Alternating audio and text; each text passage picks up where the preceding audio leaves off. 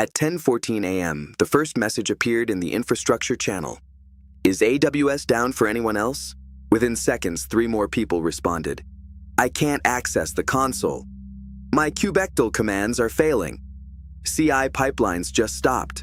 Then PagerDuty fired for a separate alert.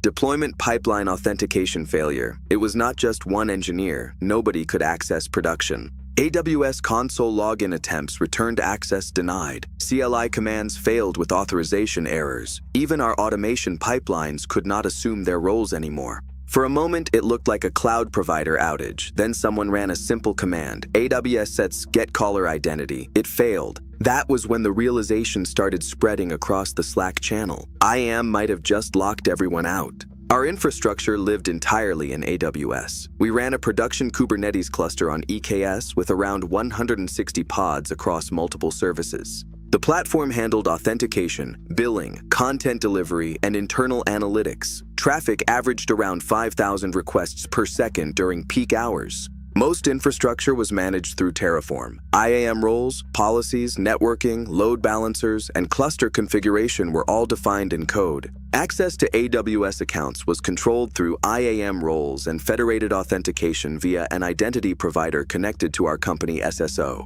Engineers logged in through SSO, which mapped them to IAM roles with different permission levels. Automation pipelines in GitHub Actions assumed deployment roles through OIDC Federation to apply infrastructure changes and deploy containers. Monitoring ran through Prometheus, Grafana, and Datadog.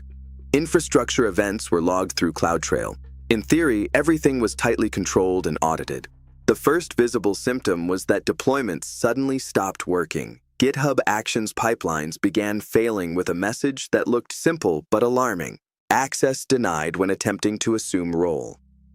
At the same time, engineers trying to log into the AWS console through SSO were getting authorization errors. That meant identity provider login worked, but the resulting IAM role assignment failed. Inside Kubernetes, services continued running normally. Existing infrastructure was unaffected, but no one could modify anything. No new deployments, no infrastructure changes, no scaling adjustments.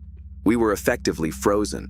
What made it worse was that even read-only CLI commands began failing for most engineers. The first hypothesis was an identity provider outage, but the authentication logs showed users successfully authenticating through SSO.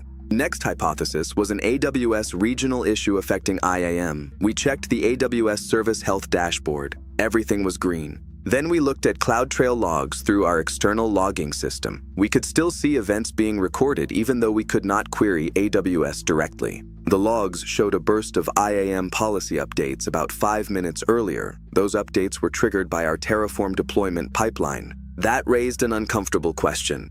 Did Terraform modify IAM policies right before everyone lost access? We examined the Git history. A pull request had been merged earlier that morning to tighten IAM permissions for security compliance. The change was supposed to restrict overly broad permissions. The plan output looked safe at first glance, but policy changes are subtle. One missing action or condition can block entire workflows. The Terraform change replaced a broad administrator-style permission with a more restrictive policy. During the refactor, the policy removed the STS assume role permission for the federated SSO roles. That permission was essential. Without STS assume role, authenticated SSO users could not assume their operational IAM roles. Terraform applied the new policy successfully. But once the apply completed, the policy took effect immediately. Even the GitHub Actions deployment role was locked out of the system that could fix it. At that point, we needed a break glass mechanism. Fortunately, the AWS account still had a root account with MFA stored in a secure vault. 2 senior engineers retrieved the credentials through our emergency access procedure. Using the root account, we logged into the AWS console. From there, we manually edited the IAM policy that Terraform had applied. We restored the STS assume role permission for the federated SSO roles. Within seconds, engineers began confirming access was restored. CLI commands started working again. Deployment pipelines resumed normal authentication. After verifying access was stable, we committed a corrected Terraform policy update. Total lockout time was roughly 23 minutes. What actually failed was not AWS IAM itself, but our policy validation process. IAM changes can have cascading effects. Detection was also delayed because monitoring focused on infrastructure health rather than access control failures. We lacked automated policy validation.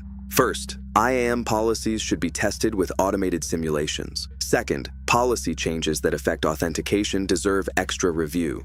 Third, Terraform plans should be inspected carefully. Fourth, break glass access procedures must exist and be regularly tested. Fifth, security improvements must balance least privilege with operational continuity. A secure system is only useful if you can actually log in.